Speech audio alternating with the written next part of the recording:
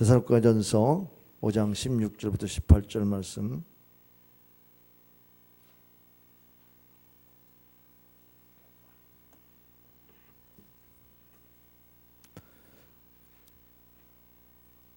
하나님의 음성을 듣길 바랍니다. 항상 기뻐하라, 쉬지 말고 기도하라. 다 같이 범사에 감사하라. 이것이 그리스도 예수 안에서 너희를 향하신 하나님의 뜻이니라. 아멘. 추수감사절 오늘 드리려지는 이 예배가 하나님께 크게 영광 돌리고 여러분의 삶의 감사로 더욱 행복해 주시는 은혜가 있기를 바랍니다. 감사만큼 우리를 행복하게 하는 게 뭐가 있겠는가 생각해 보세요. 잠시 있는 그런 기쁨, 잠시 있는 그런 어떤 즐거움보다도 우리의 마음에 자리 잡고 있는 것이 감사지요. 이 감사하는 마음을 하나님이 우리에게 일깨워 주시기 위해서 1년에 2번씩 감사절을 지키도록 했습니다. 농경사회를 우리가 경험하지 않는 이런 세대에 있기 때문에 이 농사에 대한 그런 과정들을 알고 있는 세대들이 점점 줄어들지만 분명한 것은 우리에게 곡식을 주시고 또 이렇게 식량을 가지고 먹고 마시고 살 수 있도록 한 것은 하나님의 은혜가 아니면 이루어지지 않는 것인 줄 알고 우리가 감사해야 될 줄 믿습니다. 시편에 보면은 하나님의 성품을 찬양하는 내용 가운데 하나님이 선하심과 인자하심이 영원하다, 그런 구절을 가지고 모든 걸 다 거기다 집어넣으니까 진짜 감사가 넘치는 그 감사 시편이 시편 136편에 있습니다. 거기 보면은 지혜로 하늘을 지신 이에게 감사라, 그 인자하심이 영원함이로다. 하늘도 감사한데 하나님이 창조하셨다 하니까 인자하심과 그 선하심을 찬양하게 됐고요. 그리고 별을 주신 하나님, 또 태양을 주신 하나님, 또 낮과 밤을 주신 하나님, 그러면서 창세기에 나와 있는 대로 하나님이 창조하신 것을 감사하면서 그것이 다 선하신 하나님이 보시고 기뻐하셨더라 했으니까 창조주 하나님께서 다 기뻐하신 겁니다. 그래서 하나님의 선하신 것을 우리가 찬양하면서 우리의 삶의 현장 가운데 그 하나님의 선하심을 찬양하고 그 인자심을 찬양할 수 있다면 우리는 감사가 늘 넘치게 될 줄 믿습니다. 오늘 우리 어린이들 같이 그런 얘기했어요. 농부들이 우리가 쌀을 먹는 그 쌀이 88번의 수고를 통해서 우리에게 제공되는 것이다. 그러니 농부에게 우리 감사해야 되지 않니? 그리고 이 음식을 또 제공하도록 부모님이 돈을 벌어가지고 또 이걸 사서 우리가 먹고 마실 수 있게 된 것이 얼마나 감사하니? 그러니 부모님께 감사해야지. 그런데 그렇게 감사를 표시할 수 있는 오늘 감사절이란다. 그래서 이 감사절에 하나님께 예배드림으로 인해서 이 감사가 종합적으로 하나님께 올려지는 것이다.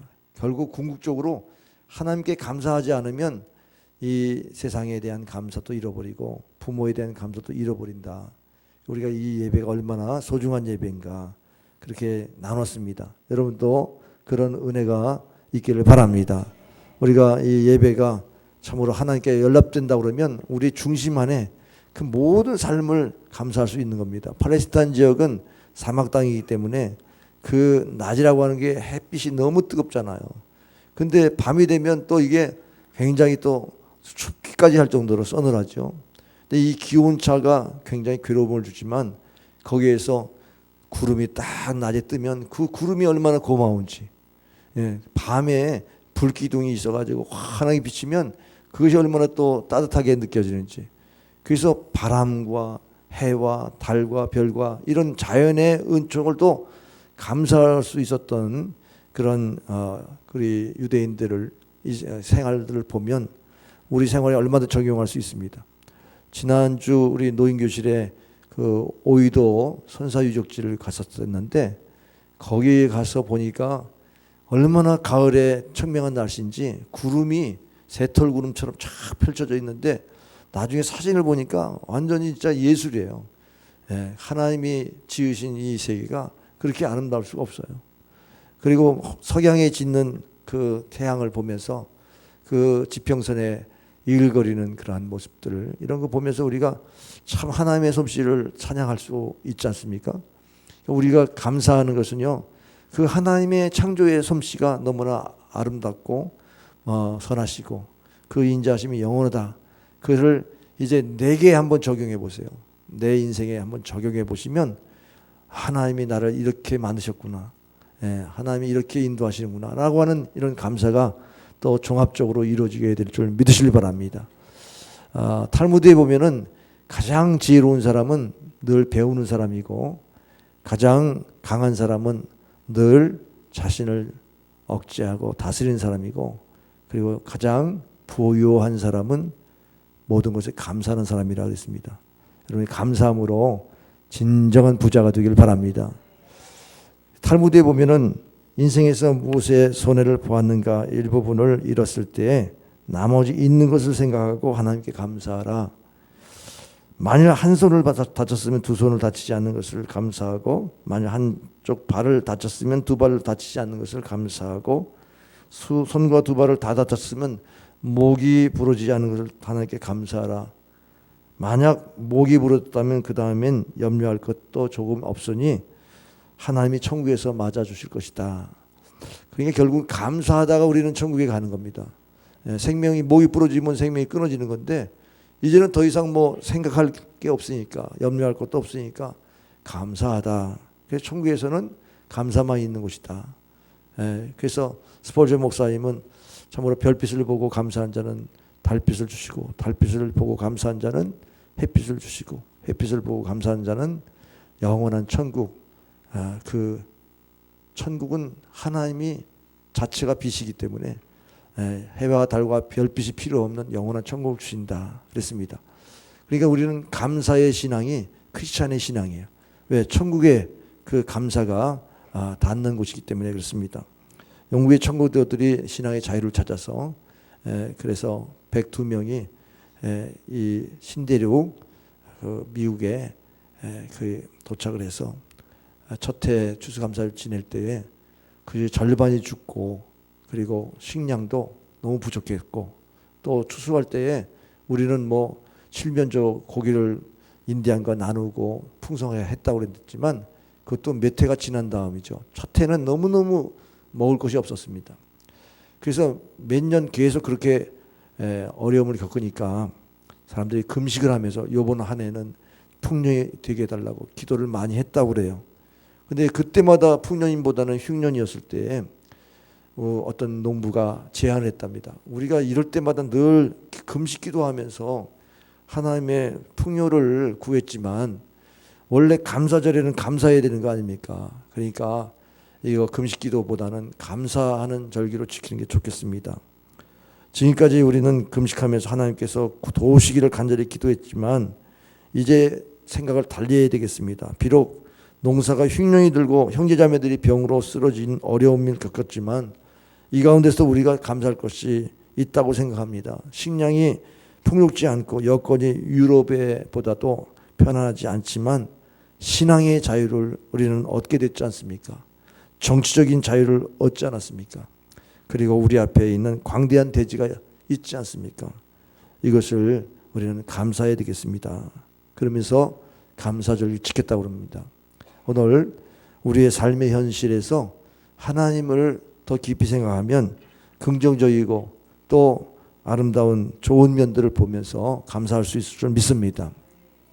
여러분 이제 나가시다가 동성애 차별금지법을 제정하는 것에 대해서 반대하는 그런 서명을 좀 해주시길 바랍니다.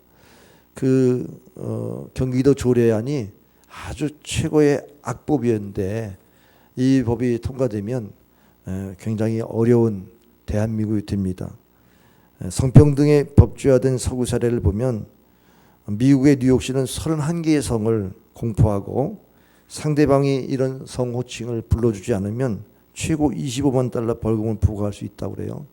캐나다는 자녀의 동성애 성향이나 성반 전환 반대하는 부모에게서 양육권을 빼앗는 법안이 통과됐습니다. 교회도 동성애자를 채용해야 되고 신학교도 동성애자 입학을 허용해야 되고 동성애자의 치유와 회복을 위한 성직자의 상담과 기도는 불법이 됐습니다. 남자들이 화장실을 쓰는 것 다 트랜스젠더들도 쓸 수 있으니까 결국 그 화장실을 차별하는 것도 불법이라는 것입니다. 경기도 조례안을 보니까 교회와 신학교, 선교단체도 트랜스젠더 동성애자 채용하도록 강요하는 성평등위원회를 설치하라는 조례는 지방자치법을 위반한다 해서 이제 반대를 여러분 서명을 요구하는데 제가 밖에 서명지를 넣었으니까 나가시다가 좀 꼭 적으시기 바랍니다. 그런데 제가 이 동성애 얘기를 여러분에게 꺼내는 이유가 이게 가정을 해체하는 거거든요. 예, 벌써 부모의 양육권을 뺏는 것을 보면 이게 결국은 보통 악한 법이 아니지 않습니까?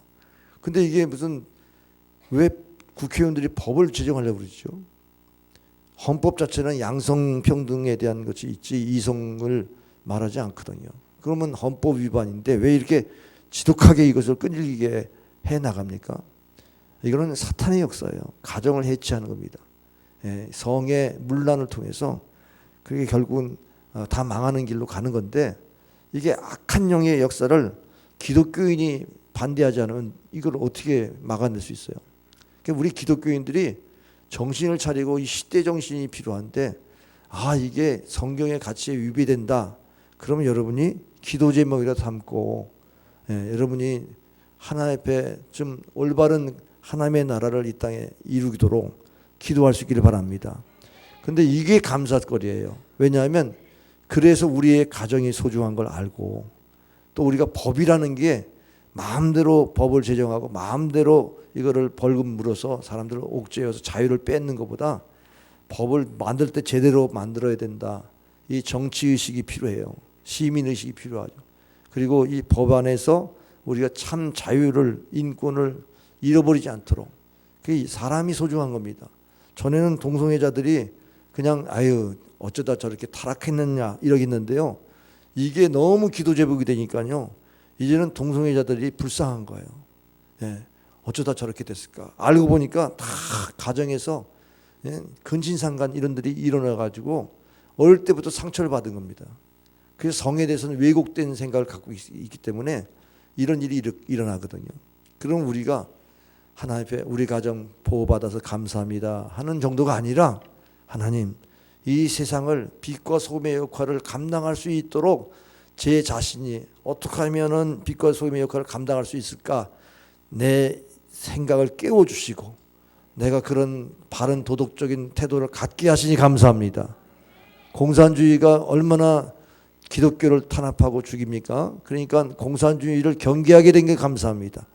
이런 감사가 있기를 주 여러분 축원합니다. 정말 우리가 은혜를 깨닫고 그리고 그 안에서 감사가 출발된다는 사실을 기억해야 합니다. 우리가 은혜를 모르면 감사를 할 수가 없어요. 이 감사라는 단어는 유카리스티아라고 하는 단어인데 이것은 좋다라고는 유하고 그다음에 은혜라는 카리스라고 하는 단어가 연합한 그런 단어입니다. 그렇다고 하면 은혜가 좋아야 감사가 된다는 거예요. 은혜를 받은 사람이 감사한다는 거죠. 여러분이 하나님의 은혜를 많이 받고 하나님께 감사를 많이 할 수 있기를 주 이름으로 축원합니다. 은혜가 없으면은 감사도 모른다. 그런 뜻이죠. 자, 은혜를 한번 깨달아 봅시다. 우리가 믿음으로 구원받았습니다. 행위로 구원받지 않고 믿음으로 구원받았다는 것은 얼마나 우리에게 은혜가 되는지 몰라요. 은혜는 값없이 주는 선물인데 우리가 은혜를 받을 만한 자격이 있습니까? 자격이 없어요. 우리 같은 죄인이 어떻게 하나님의 사랑을 받을 수 있습니까? 그런데 우리를 사랑하셨다는 겁니다. 이것이 자격 없는 나에게 이런 은혜를 주셨다고 하는 생각을 우리가 믿음으로 받아들일 때에 그것이 감사가 되는 거죠. 여러분이 정말 예수님이 대속의 십자가를 짊어지시고 그 피를 흘리신 것이 나의 죄를 용서하신다는 이 사실을 여러분이 받아들이길 바랍니다. 그 마음으로 받아들이는 게 믿음이죠. 이 믿음이 있을 때에 내 죄를 용서하신 그 주님께 감사할 수가 있습니다. 그래서 로마서 5장 2절에 보면 또한 그로 말미암아 우리가 믿음으로 서 있는 이 은혜에 들어감을 얻었으며 하나님의 영광을 바라고 즐거워하느니라. 그러니까 우리는 진정한 즐거움이 죄사함의 즐거움이에요. 양심의 회복, 죄사함의 즐거움, 하나님의 영광을 바라보는 즐거움인데 바로 예수님이 우리를 죄 용서해 주셨다는 이 은혜를 내가 믿게 된 것이 얼마나 감사한지 믿음에 대해서 감사하길 바랍니다. 믿음에 감사하세요. 믿으려고 해도 안 믿어지는데 믿게 된 게 얼마나 감사합니까? 그래서 우리는 현실에 대해서 감사하기보다는 구원에 대한 감사가 필요합니다. 이 크리스찬들은 생활이 어려운 것 때문에 불평하지 않고 오히려 현실을 통해서 감사를 배우는 거예요. 하나님이 그래도 이 현실 가운데 살게 하셨다. 이런 부분에 감사를 가지고 궁극적으로 감사가 바로 구원에 관한 감사죠. 그래서 하박국 3장 17절 비록 무화과나무가 무성하지 못하며 포도나무에 열매가 없으며 감람나무에 소출이 없으며 밭에 먹을 것이 없으며 우리의 양이 없으며 외양간에 송아지가 없을지라도 나는 여호와로 말미암아 즐거워하며 나의 구원의 하나님으로 말미암아 기뻐하리로다 그랬습니다. 그러니까 우리 현실에는 환경에는 어렵지만 그러나 우리 영혼 안에 하나님을 찬양할 수 있는 은혜, 우리가 구원의 감격을 가지고 예배할 수 있는 이 은혜에 감사하길 바랍니다. 구원은 하나님의 선택에 있잖아요. 하나님께 선택받은 것에 대한 감사. 많은 사람이 있는데 그 중에서도 내가 예수 믿게 됐다. 이게 감사하죠. 하나님의 은혜를 바라볼 수 있기를 바랍니다. 디모데는 그 외조모 로이스계에서 신앙이 이어져 왔어요. 어머니 유니게의 신앙, 이 외가 쪽으로 신앙이 쭉 내려오면서 3대째 디모데는 청결한 양심을 갖게 된 것, 그것을 바울이 감사해서 디모데는 참 신실한 나의 형제요 동역자요 나의 아들이라고 할 정도로 믿음의 아들인데 그 아들의 신앙을 보니까 이게 부모로부터 이렇게 신앙이 유전됐단 말이죠. 그러니까 우리가 3, 4대 이렇게 신앙생활하면서 여러분 감사하는 것은 부모님이 우리에게 이런 마음을 주셨다. 이런 감사도 있기를 바랍니다. 지금 막 예수 믿는 사람들은요. 디도에 대한 감사도 할 수 있어요. 디도서에 보면 디도서가 아니고요. 고린도후서 8장 16절에 보면 너희를 위하여 같은 간절함을 디도의 마음에도 주시는 하나님께 감사하노니 디도가 얼마나 하나님의 뜻에 열정적으로 헌신했는지 몰라요. 그렇기 때문에 오늘 우리의 마음 상태도 참으로 감사 조건이 너무 많습니다. 우리 한번 영상을 한번 보면서 이 불행한 그런 처지를 감사로 바꿀 수 있는 힘이 어디서 왔는가 한번 보겠습니다. 존 브리크라고 하는 한 여성인데 태어날 때부터 다리가 없이 태어났습니다. 이 다리가 없이 태어난 이 여성이 자기의 불행이 오히려 하나님의 선물이라고 고백합니다. 한번 보여주세요.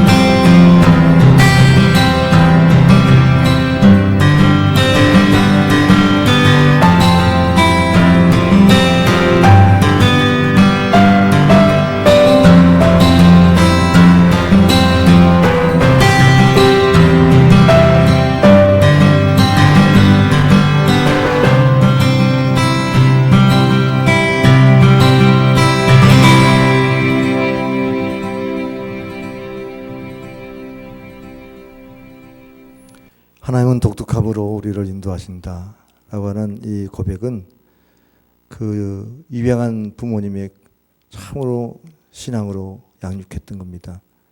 하나님이 너를 향한 계획이 있다. 그러면서 그가 불행하지 않았으면 사람들에게 영향을 줬겠습니까?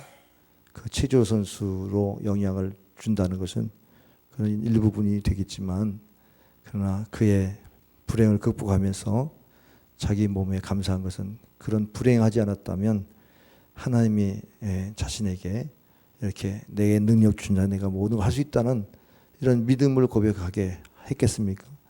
그래서 결국은 내가 겪을 모든 괴로움의 일과 슬픈 일 전부를 하나님의 선물이라고 여기고 감사하게 되었다는 겁니다. 오늘 하나님이 내 삶을 통해서 어떻게 영광을 받으시는가, 이런 부분에 초점이 맞춰지면 하반신이 없는 자기를 보는 게 아니라 하나님의 영광을 보게 됩니다. 그래서 결국은 자신의 삶을, 불행을 감사로 바꿀 수가 있는 줄 믿으시길 바랍니다. 오늘 본문처럼 감사가 하나님의 뜻입니다. 우리 크리스천들은 그리스도 예수 안에 있는 우리에게는 감사가 하나님의 뜻이라는 사실입니다. 과거에 괴로웠던 일들, 이런 것들 만약에 없었다면 우리가 하나님을 찾았겠습니까? 우리가 정말 상처받지 않았다면 우리 하나님의 사랑으로 우리가 변화되었다는 이 사실 때문에 그 상처도 또 치유되는 감격이 있지 않았겠습니까? 환경이 좋다고 그래가지고 그 환경에서 감사를 잃어버리면 그 환경이 더 불행하게 만드는 거 아니겠어요? 결국은 우리 안에 예수님이 계시다는 이것이 우리를 끊임없이 하나님의 뜻은 감사야, 그렇게 고백하게 하시는 줄 믿으시길 바랍니다. 미국의 뉴욕 재활병원과 한국의 실로암 안과병원의 벽에 붙어있는 어느 환자의 글이 이것입니다. 큰 일을 이루기 위해 힘을 줍사 하나님께 기도했더니 겸손을 배우라고 연약함을 주셨습니다. 많은 일을 하려고 건강을 구했더니 보다 가치 있는 일을 하라고 병을 주셨습니다. 행복해지고 싶어 부유함을 구했더니 지혜로워지라고 가난을 주셨습니다. 세상 사람들의 칭찬을 받고자 성공을 구했더니 뽐내지 말라고 실패를 주셨습니다. 풍요로운 삶을 누릴 수 있도록 모든 것을 달라고 기도했더니 모든 것을 누릴 수 있는 그 삶 자체를 주셨습니다. 구한 것은 내가 원하는 대로 다 얻지 못했지만은 모든 소원을 들어주셨습니다. 나는 가장 축복을 받은 사람입니다. 라고 하는 글입니다. 여러분, 범사에 감사라는 것은 감사를 우선시하라는 겁니다. 모든 것에 감사의 눈으로 보면 감사할 수 있는 줄 믿습니다. 불평거리를 찾는 사람은 많지 않겠지만 그냥 자동적으로 불평이 돼요. 감사는 찾아야 되는 겁니다. Think and think. 생각해야 됩니다.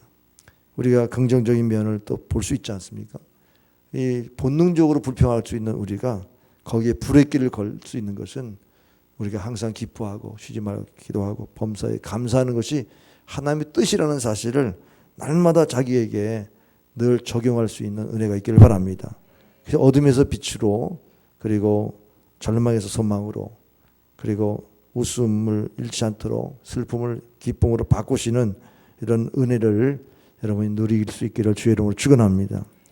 오늘 6가지 하나님의 은혜에 감사를 드리려고 하는데, 값없이 주어진 구원, 값없이 자격이 없다는 사실을 생각해야 돼요. 로마서 3장 24절 그리스도 예수 안에 있는 구속으로 말미암아 하나님의 은혜로 값없이 의롭다 하심을 얻은 자 되었느니라. 참으로 구속, 예수님이 나를 위해 죽으셨다는 것을 우리가 받아들일 수 있게 된 게 너무너무 은혜이죠. 그런데 자격이 있다고 생각하면 내가 무슨 죄 용서 받을 죄도 짓지 않고 남들보다 윤리적으로 도덕적으로 흠결이 없는데 왜 나에게 구원에 대해서 얘기하느냐, 이런 사람들은 감사할 수 없죠. 여러분, 또 크리스찬들 중에서 구원의 감격을 잃어버리는 사람은 나중에는 예수님의 이 은혜를 왜 잃어버리냐면 자기가 자격이 있는 줄 알아요. 당연히 내가 누릴 수 있는 거라고 생각해요. 여러분, 죄의 사함을 여러분 당연히 누릴 수 있습니까?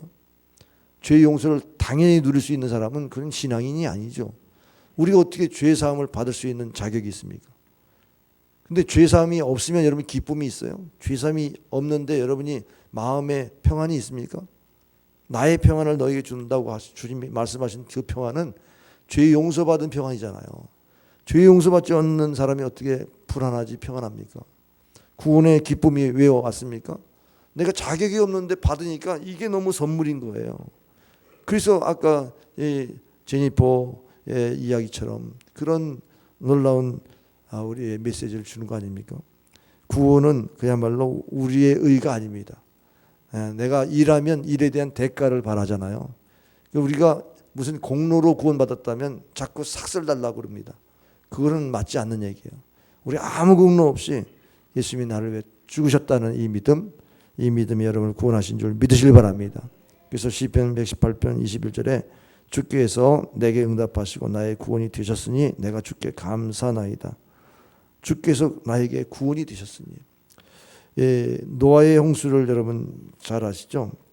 노아가 8식구만이 구원받는 이 사건을 통해서 우리에게 보여주는 감사의 모습은 어떤 걸까요? 다 죽었습니다. 근데 방주를 짓고 그 안에 들어간 8식구만 살았어요. 그래서 이제 홍수가 끝나고 육지에 배가 닿아서 이제 그 땅에 도착하자마자 제일 먼저 하나님께 제사를 드렸습니다. 그 제사를 하나님께서 기뻐 받으셨어요. 근데 그때 하나님 주신 응답이 뭐냐면 다시는 인간의 마음을 나는 기대하지 않겠다. 인간의 마음은 이렇게 흉악해서 하나님이 쓸어버릴 정도로 인간의 계획은 어려서부터 악하다는 것을 너에게 알게 하리라. 그러면서 하나님의 구원은 아무 공로 없는 구원이라는 거예요. 하나님이 택하지 않으면 구원이 없고 인간이 선하게 살기 때문에 구원받는 게 아니라는 사실을 노아는 깨달은 겁니다. 노아가 나중에 술 취하고 또 어려운 그런 가정의 불화를 일으키는 장본이 되고 그가 뭐가 의롭습니까? 다 실수투성인 그 인간을 하나님이 구원하셨다는 거, 이게 보통 은혜가 아니죠. 여러분 그런 은혜에 감사하길 바랍니다. 나 같은 사람도 구원받았다는 이 생각이 깊을수록 감사가 커지겠죠. 그 다음에 두 번째는 승리하며 살도록 능력 주심에 대해서 감사해야 되겠습니다. 우리가 이렇게 살고 있는 거, 우리가 승리했다는 사실을 또 생각할 때 감사한데, 생명의 냄새가 나는 사람이 있고 사망의 냄새가 나는 사람이 있어요. 이기지 못하는 사람은 사망의 냄새가 납니다. 그래서 사망의 냄새를 나는 사람은 죄를 이기지 못하는 사람이에요. 죄를 이기지 못하는 사람은 냄새가 나요. 근데 죄를 이긴 사람은 생명의 냄새가 나요. 어떻게 죄를 이겼어? 예수님이 나의 구주가 되시고 내 죄를 용서하셨 뿐만 아니라 주님이 나의 삶을 순간순간 인도하시니까, 그래서 내가 이렇게 하나님의 은혜로 살게 됐다고 하는 것이 생명의 냄새인 줄 믿으시길 바랍니다. 사도 바울은 자기 자신을 죄인의 괴수라고 말해요. 나는 핍박자요, 포행자요, 살인자요. 그렇게 자기 자신의 죄를 깊이 봤잖아요. 그래서 오라 나는 공고한 자, 누가 나를 이 사망에서 누가 나를 건져내랴. 이렇게 자신의 내면에 있는 죄를 발견하면서 고통스러웠지 않습니까? 그런데 그리스도 예수 안에서 정죄함이 없다고, 생명의 성령의 법이 죄와 사망에서 나를 해방시켰다고 자유를 선포하는 순간 그는 그야말로 죽기까지 주님 앞에 충성하는 모습을 가지고 살았습니다. 그야말로 예수님이 희생양이 되셔서 십자가에 달려 돌아가실 때에 겸손하게 나귀 새끼를 타고 예루살렘에 입성하셨어요. 내 마음은 오냐고 겸손하니 내게 와서 배우라. 예수님이 하나님의 아들인데 인간이 되셨다는 것 자체가 겸손한 거죠. 그런데 그 겸손이 사람을 섬기려고 오셨다는 증거예요. 내가 섬김을 받으려고 함이 아니라 다른 사람을 섬기려 하고 많은 생명을 구원하기 위해서 대속물로 주려 함이라. 그렇게 말씀하셨어요. 그러면 예수님께서 승리한 것은 어디서 승리한 거예요? 십자가에서 승리한 겁니다. 십자가를 짊어지면서 사탄의 공격을 이겨냈고, 그리고 예수님의 구속의 사역을 완성하신 겁니다. 오늘 우리가 승리하면 힘이 있어야 승리한 줄 알아요. 권력이 있어야 승리한 줄 알아요. 돈이 있어야 승리한 줄 알아요. 그러나 우리 크리스천들은 십자가 짊어지는 게 승리인 것을 믿으시길 바랍니다. 겸손히 하나님의 은혜를 구하는 자리가 승리의 자리인 줄 믿으시길 바랍니다. 너희가 환난을 당하나 담대하라, 내가 세상을 이겼느니라.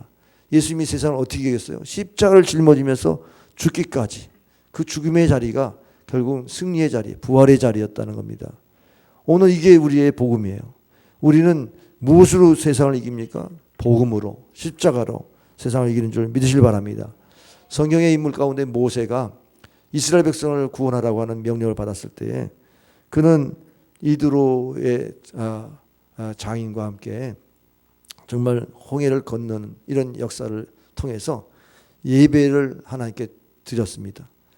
출애굽기 18장 11절에 보면은 이제 뭘 깨닫고 예배드냐면 모든 신보다 뛰어나신 분이 여호와이시다. 이 사실을 감사하는 예배를 드렸어요. 그러니까 홍해를 건너게 하신 하나님. 그때 홍해를 건너게 어떻게 하셨습니까? 그 전에 유월절 어린 양의 피를 이스라엘 백성들이 문설주의 인방에 발랐을 때 죽음의 재앙이 물러갔잖아요. 그 어린 양의 피가 예수님의 피죠. 예수님의 피를 예표한 사건이에요. 그러니까는 결국은 그 죽음의 재앙에서 건진받은 것은 예수님의 피로 구원받는다라고 하는 사실을 우리에게 예표적으로 보여줘 준 것처럼 우리 주님께서 돌아가셨다고 하는 표현이 별세하시다 그런 뜻입니다. 이 별세가 엑소도스예요. 출애굽한다는 뜻입니다. 그러니까는 우리가 사망에서 이겨내는 거, 죽음에서 이겨내는 거, 유월절로 재앙이 피해지는 거, 이 모두가 다 예수님의 십자가입니다. 그러니까 우리 십자가의 보혈 안에서 우리는 승리하는 겁니다. 여러분이 죽음을 두려워하지 않을 수 있는 십자가 있습니까? 십자가 있는 사람은 부활의 영광을 바라보는 겁니다. 죽고자 하는 자는 살고 살고자 하는 자는 죽는다는 말씀이 바로 그거예요. 죽을 것 같은데 죽지 않아요. 왜? 주님께서 살려주시니까. 그게 우리가 승리의 비결이에요. 근데 많은 사람이 십자가를 짊어질 생각 안 해요. 십자가를 짊어지지 않고 어떻게 살겠다고 합니다. 십자가 없는 신앙은 날마다 보나마나 패배합니다. 보나마나 신앙 지키지 못하고 패배합니다. 제가 이 얘기를 단호하게 얘기할 수 있는 것은 제가 너무너무 많이 패배했기 때문에 알아요. 제가 십자가를 붙들 때는 승리했습니다. 근데 제가 십자가를 붙들지 않으면 늘 사탄에게 이용당했다고 무슨 큰 죄를 지은 것보다는 또 내가 실패했구나. 그걸 느낄 때는 벌써 내가 십자가를 놓친 거예요. 여러분이 십자가를 붙들고 승리하기를 바랍니다. 그 다음에 믿음의 성숙을 또 감사해야 되겠습니다. 믿음은 들음에서 나고 들음은 그리스도의 말씀에서 난다고 했어요. 여러분 말씀을 들어서 믿음이 성장했다고 생각합니까? 지난 한 해 동안 얼마나 많은 말씀을 들었어요. 이 말씀이 이 강단에서 나오지 않습니까? 이 생명의 재단에서 나오지는데 저는 이 말씀을 전하면서 너무너무 감사한 것은 이 시대적인 예언의 말씀들이 저에게 증거된다는 거예요. 여러분에게 말씀을 증거할 때마다 희한하게 그 말씀이 우리 시대를 열어가고 하나님의 뜻을 나타내는 이런 말씀들이 증거되더라고요. 여러분 시편 138편 4절에 보면 여호와여 땅의 열왕이 주께 감사한 것은 저희가 주의 입의 말씀을 들음이요. 하나님의 입에서 나오는 말씀은 레마거든요. 성경에 기록된 말씀이 아니라 예배 때 주시는 말씀, 이런 말씀을 사모할 수 있기를 바랍니다. 그래야 신앙이 성장하는 거예요. 그리고 내 재단에서 담임 목사님을 통해서 말씀을 들어서 은혜 받아야 성장하지, 여러분이 뭐 방송에서 은혜 받은 거 가지고 지금 지키고 살고 있는가, 그렇게 안 돼요. 은혜는 받았는데 그대로는 순종하기 어려울걸요. 왜 그럴까요? 교회는 공동체입니다. 공동체 속에 말씀을 전하는 목사는 그 시대와 그 상황과 그리고 우리 성도들의 현실을 보면서 말씀을 준비하기 때문에 이것이 여러분에게 생명의 양식이 될 줄 믿으시길 바랍니다. 솔로몬이 성전을 짓고자 일천제단을 쌓았습니다. 그리고선 하나님께 받은 지혜를 얻었어요. 그때 하나님이 약속한 게 뭐냐면 내가 이 성전을 떠나지 아니하리라. 너희가 여기서 기도하면 내가 반드시 드리리라. 그러면서 내 마음과 내 눈을 이 성전에 두리라고 말씀했습니다. 적어도 우리가 하나님 앞에 제단을 쌓는 것이 그런 정도의 신앙은 돼야지, 신앙이 자라지. 이 성전에서 나오는 말씀에 대한 사모함이 없는데 신앙이 성숙하겠어요? 들음에서 믿음이 생기는데 하나님의 직접 하시는 것처럼 그렇게 들어야 믿음이 성장하는 겁니다. 여러분이 믿음 성장할 수 있기를 바랍니다. 그 다음에 위기 때에 우리의 믿음이 성장했는가 한번 살펴보세요. 신앙이 좋은 것 같은데 위기만 오면 무너져요. 좋은 게 아니죠. 신앙이 좋은 것은 위기 때에도 믿음을 지키는 사람이 신앙이 좋은 거죠. 다니엘은요 평상시 기도하는 사람이었어요. 그가 바벨론에 끌려왔어요. 소년 때 끌려와가지고 바벨론 120방백의 통치자의 그 한 사람으로 들어섰는데 다니엘의 세 친구도 그렇게 이제 지혜로운 자로 그렇게 발탁이 됐는데 그에게 시련이 왔습니다. 그 왕에게 절하지 아니하고 다른 신에게 절하거나 기도하는 자를 이제 방을 붙여가지고 금령을 내려서 사자굴에 처하도록 그렇게 이제 왕의 제가를 받아가지고 그런 한 달 동안의 이 기간이 있었는데 다니엘 6장 10절에 다니엘이 이 조서에 어인이 찍힌 것을 알고도 자기 집에 들어가서 그 방에 예루살렘을 향하여 열린 창에서 전에 행하던 대로 하루 3번씩 무릎을 꿇고 기도하며 그 하나님께 감사했다 그랬어요. 그러니까 평상시적으로 똑같이 한 겁니다. 내게 위기가 왔는데 이 위기를 모면하기 위해서 잠시 기도를 쉰 게 아니라 늘 기도하는 그 습관대로 기도했다는 겁니다. 결국 사자굴에서 구원받는 것을 통해서 하나님이 참 하나님인 것을 증명할 수 있었죠. 우리는 위기 때에도 믿음을 지켜야 합니다. 위기에 흔들리지 마시고 내 믿음을 지키기 위해서 교회도 섬기시길 바랍니다. 오병의 기적을 보면 베세다의 광야에 2만 명이 더 되는 많은 군중들이 예수님을 따랐는데 하루 종일 예수님을 따르다 보니까 먹지 못하고 기진맥진할 때에 예수님께서 제자들에게 너희들이 먹을 것을 나눠주라고 그랬습니다. 제자들은 나눠줄 수 없는 핑계를 많이 댔죠. 돈도 없고 점을 얻고 그래서 식량을 구할 수 없다고 그럴 때에 안드레가 물고기 2마리와 그리고 떡 5덩을 가지고 예수님께 가져왔지 않습니까? 근데 예수님께서 축사하셨다 그랬어요. 축사. 떡을 가지시고 축사하신 후에 나눠주라고 그랬습니다. 그들에게 원대로 주라고 그랬어요. 그런데 12강제 먹고도 남았지 않습니까? 자, 이 축사가 무슨 뜻이냐면 감사기도입니다. 감사기도. 우리가 위기 때에도 감사를 하면 기적이 일어납니다. 여러분이 어려울 때에 남을 돕는 그러한 믿음이 있기를 바라요. 위기 때에 오히려 여러분이 감사하기 바라요. 그러면 하나님께서 그거를 받으시고 기적을 일으킬 줄 믿으시길 바랍니다. 그러니까 우리는 감사가 이게 능력인 거예요. 그리고 질병 가운데 있을 때 히스기야 왕이 병들어 죽게 됐을 때 그가 기도했는데 그 기도가 무슨 기도인 줄 알아요? 감사 기도였어요. 하나님 나에게 자녀를 주셔서 내 이 신앙을 그들에게 가르치겠습니다. 이렇게 기도해가지고 생명 연장이 이루어진 겁니다. 병들어도 감사, 하나님의 뜻이 있는 것을 발견하기 위해서 기도하고 그래서 감사가 질병도 치료하는 기적도 일으켰는데 이 문둥병자 10사람이 갈릴리와 사마리 지역을 지나가는 예수님께 불쌍히 달라고 요청하니까 예수님께서 너의 몸을 제사장에 보여주라. 그래서 제사장에 가다가 병이 다 나았어요. 문둥병이 다 나았는데 유일하게 사마리아 사람만 예수님께 찾아와서 감사의 표현을 했습니다. 그때에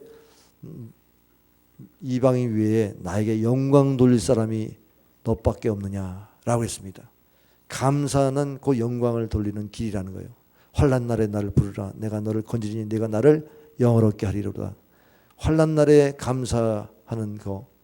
그게 시편 50편 15절인데 14절에 전능하신 하나님께 서원을 갚으며 감사함으로 환난 날에 나를 부르라. 감사가 환난을 이기게 했다는 겁니다. 감사가 하나님께 영광을 돌리게 했다는 겁니다. 그러니까 우리가 위기 때, 어려울 때, 병들었을 때에도 감사를 놓치지 않으면 하나님께 영광을 돌릴 수 있는 길이 열리는 줄 믿으시길 바랍니다. 그리고 마지막 6번째, 나의 나됨이 하나님의 은혜다. 사도 바울이 늘 이거를 우리에게 귀한 간증을 주죠. 자기가 그렇게 악한 그런 살인자였었는데 포행자고 잔해자요 핍박자였는데 예수 믿게 된 것도 놀랍지만 이방인의 사도로 부름받았어요. 이방인에게 사도로서 부름받았습니다. 그래서 내가 어쩌다가 이렇게 사도가 됐는지 그래서 다른 사람들보다 더 충성되게 헌신하겠다. 그래서 나를 참으로 충성되게 여기서 직분을 맡기시니 내가 죽도록 충성하겠습니다. 이런 사도 바울의 고백을 통해서 여러분이 지금 충성하고 있습니까? 여러분을 충성되게 여기서 직분을 주신 거예요. 그 직분에 충성하면 하나님께서 여러분에게 감사가 끊임없이 일어나게 할 겁니다.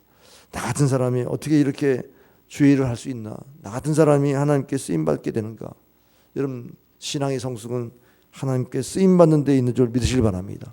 바울이 로마의 감옥에서 빌립보 성도들이 막 전도한다는 거예요. 왜냐하면 사도 바울이 감옥에 갇혔으니까 우리가 전도하자. 선한 마음으로 전도하는 사람이 있고, 시기하는 사람은 그래 뭐 하나님이 살아계셔? 그래 우리가 하나님 살아계신 걸 보여주자. 뭐 옥중에 들어가는 거는 무슨 죄가 있나? 우리가 하나님 살아계신 걸 보여주자 하면서 악한 마음으로 전도했다는 거예요. 그래서 내가 살아도 주를 위해, 죽어도 주를 위해, 사는 것은 내 안에 그리스도니 내가 살아도 내 몸에서 그리스도만 존귀하게만 되면 된다. 그래서 사는 것도 주를 위해, 죽어도 주를 위해 살겠다고 그렇게 고백했습니다. 오늘 우리 형편이 어떠하든지 내 안에 있는 예수님이 영광을 받으신다면 그게 감사 조건이 되어야 됩니다. 그 나의 나됨이 전에는요,